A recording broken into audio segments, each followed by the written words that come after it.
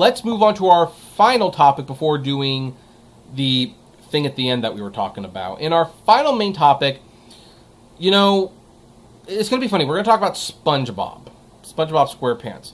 One of the movies that I was really hoping to see in theaters would be Sponge on the Run, the SpongeBob SquarePants movie. I mean, I don't know how I feel about it being 3D animated and all that jazz, but it looked funny, and I did want to see it. And then, of course, they announced it's going directly to streaming. Now, interestingly, I think they made that move because they want to relaunch CBS All Access.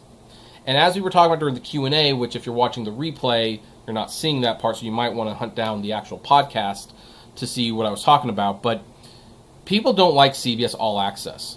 I think people subscribe to CBS All Access periodically, like, okay, once in a while we'll subscribe when there's a new season of Star Trek Discovery and Picard, but there's not a whole lot on there. But CBS All Access wants to be a Netflix and Disney Plus, size competitor.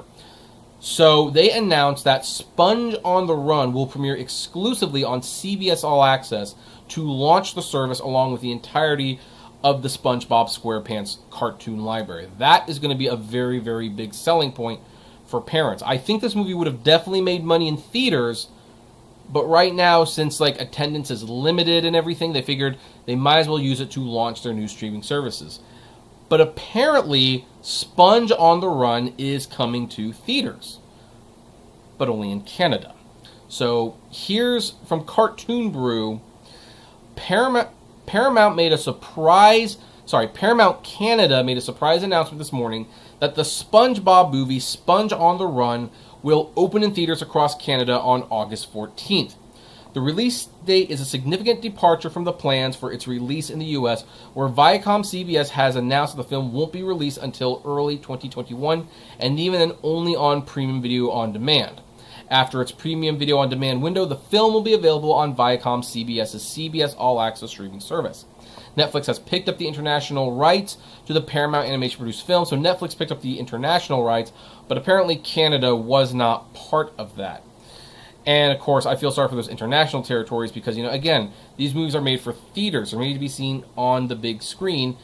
And when Netflix picks them up or when they decide to send them straight to premium video on demand, you're not getting the effect. Heck, the SpongeBob movie was filmed in 3D, and the last SpongeBob movie was very good in 3D, but you're not going to watch it in 3D at home unless they make a Blu-ray 3D and you can import it.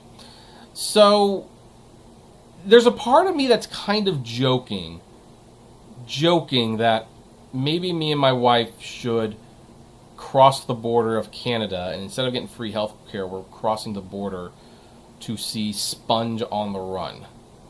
Maybe just make a trip out of it and visit Canada. Of course, first of all, that's extremely crazy. It's just a movie, and I'm sure it's not worth the expenses or the effort to do it.